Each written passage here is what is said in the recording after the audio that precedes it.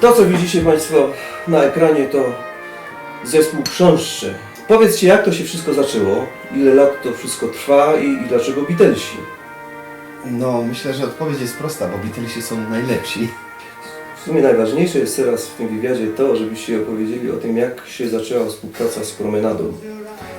Prowadzący ten wywiad Marcin, który również gra w Promenadzie, jest wielkim fanem Beatlesów.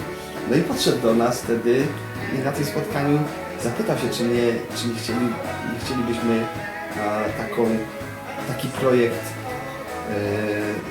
rozpocząć.